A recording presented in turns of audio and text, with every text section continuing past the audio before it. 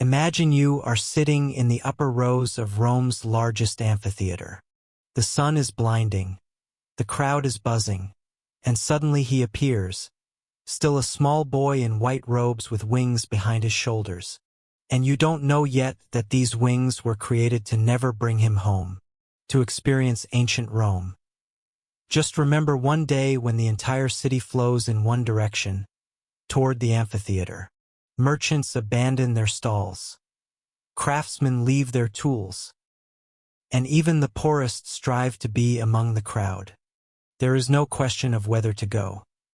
The question is, who would risk missing a spectacle that will be talked about for weeks?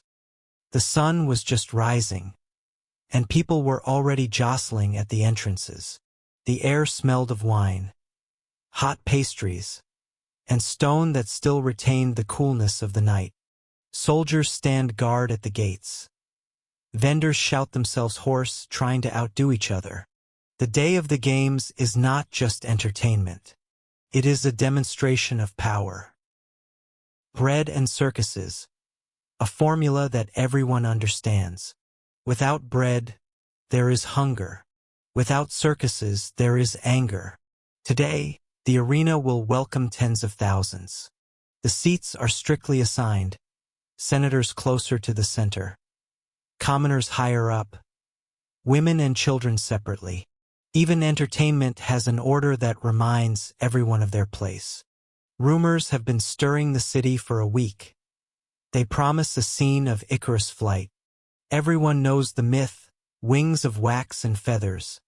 A daring takeoff, the sun, the fall. In the theater, it would end with the actor taking a bow. But the arena has different rules. Among those who will step out into the sun today, there is one who is not expected. He is unknown. He has no titles or fame.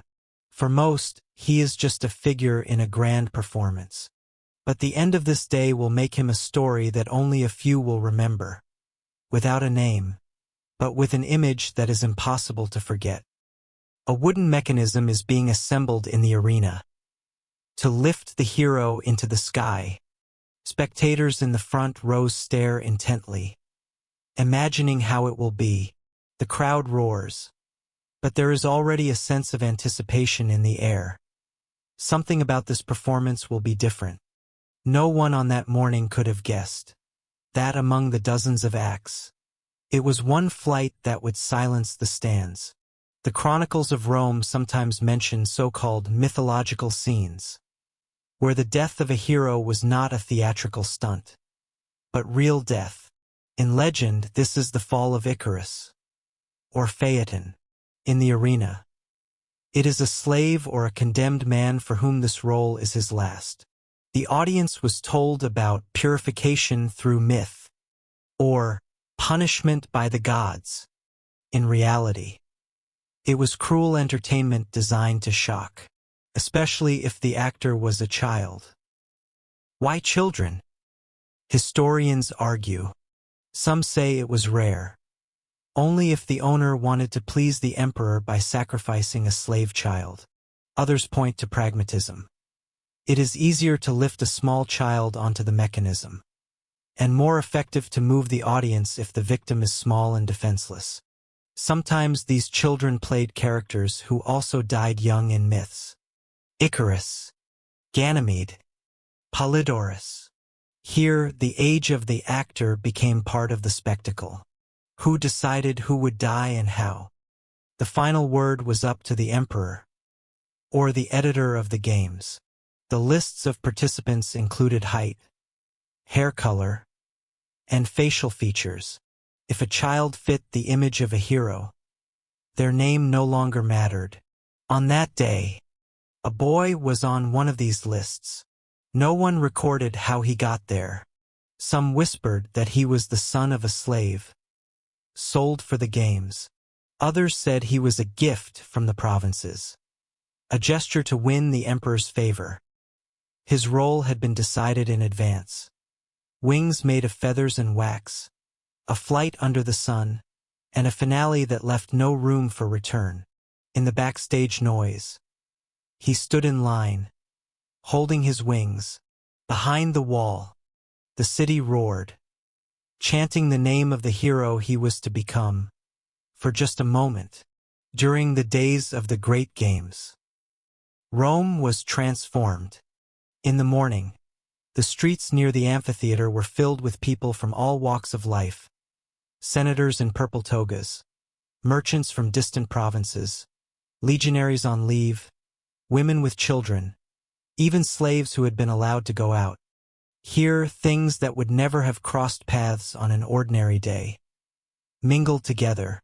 The schedule was always the same. At dawn, animal hunts.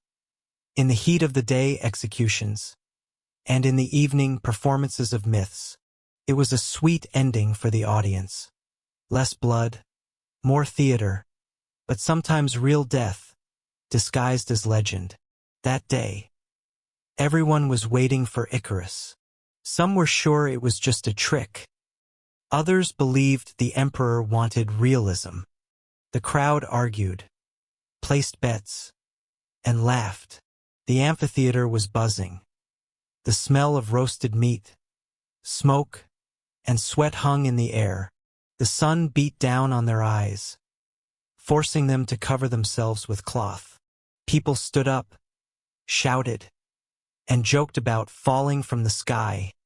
Below, behind the high gates, the next act was being prepared.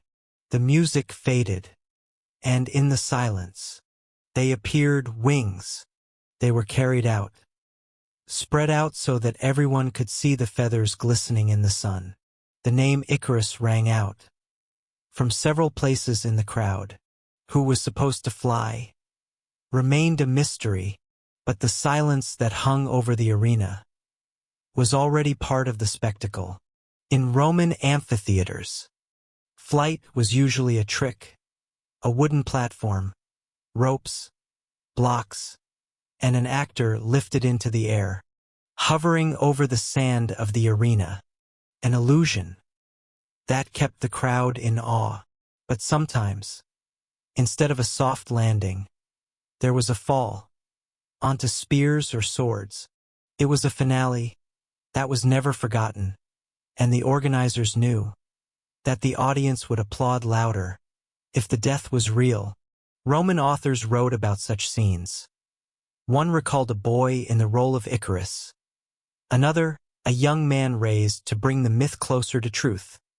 And although historians argue whether this is an exaggeration, even the mere possibility of such a thing changes the way we look at these performances. On the day when a boy in a winged costume entered the arena, the stands fell silent. Part of the crowd was waiting for an adult actor. As usual, others immediately understood that this would be a special performance. He walked slowly, holding his wings. Two slaves led him to a tall wooden structure. A mechanic checked the joints, keeping his eyes on the ropes. There was no noise, only a tense silence, in which everyone knew their place. Somewhere in the crowd, someone recalled another death, a gladiator who had fallen like Phaeton. Someone joked about a new trick. But even in the voices of the jokers, there was a sense of anxiety. The boy raised his head. Above him was a blinding sky and red-hot stands. The platform began to rise slowly, increasing the distance between him and the ground, and with it, the tense anticipation of thousands of people. Looking up, the platform stopped, high above the arena. From here, everything was visible: rows of spectators like a stone crescent, flags fluttering in the hot wind, and the sand below, glistening like water. The musicians began to play. Everyone in the crowd recognized the melody of the myth of Icarus. People raised their faces to the sky, waiting for the small figure to spread its wings. He spread his arms. The feathers glistened, catching the sun's rays. For a moment, it seemed like a real flight. The platform moved forward, to the very center of the arena. The ropes tightened and creaked. The silence was such that only this creaking could be heard. And suddenly, there was a downward movement. At first it was slow, as if it were part of the performance. Then it became sharp. Only when the body actually began to fall. Did someone scream? Someone laughed. And someone closed their eyes. The impact with the sand was drowned out by the music. But something else awaited him below. Spears, with their sharp points facing upward. They rose at the last moment, and the fall was no longer a game. There was dead silence for a few seconds. Then the stands came alive again. Shouts, laughter, applause. For most, it was just the climax of the show. Only those sitting close by could see that there would be no more movement. The gates opened. Several slaves quickly removed the body. The empty platform descended, and the arena prepared for the next act, as if nothing had happened. This day did not receive its own entry in the Roman chronicles. The arena lived according to schedule, and death was commonplace there. Those who fell like Icarus became nothing more than a line without a name, a young man sacrificed for the sake of the truth of a myth. But it is precisely such lines that stir historians. Seneca recalled victims of spectacles who were not always criminals. Martial wrote of children dressed in costumes of mythical heroes who went to their deaths before the crowd. Not all sources are unanimous, but one reality emerges from them. Even those who had committed no crime could die in the arena. Often, these were slaves or prisoners. They had no rights, and therefore, their lives belonged to their masters. For emperors and game organizers, such deaths were an opportunity to demonstrate generosity in spending, showcase new mechanisms, and surprise the public. To the audience, this was presented as the embodiment of myth, as imitation of the gods. To us today, this seems like cruelty. That is difficult to comprehend. But for the Romans, it was woven into the very fabric of their world, just like temples, baths, and triumphal arches. Amphitheaters were educational. They demonstrated the power of the state, order, punishment for the disobedient, and glory for the victors. The death of a child in the arena was not commonplace, and that is why such scenes left a deeper mark on the memory. It was more than entertainment. It was a cold lesson that even the smallest and weakest can become part of history, even at the cost of their own lives. The boy did not receive a name in the chronicles that day, but his flight, whether exaggerated or real, remained in the memory of those who saw him rise and fall. And in that memory remains what Rome has passed on to us forever, a combination of grandeur and cruelty, beauty and death, triumph and tragedy.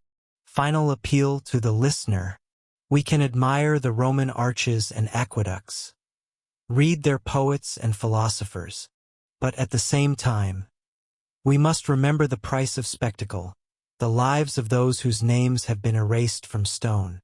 And among them is the one who was lifted up into the sky one day, and then thrown down to fall. Like Icarus, his body was quickly taken away. His name was not recorded, but that evening, as the city fell asleep, someone in the crowd could still hear the dull sound of the blow in their ears, and that sound, not the applause, remained with them forever.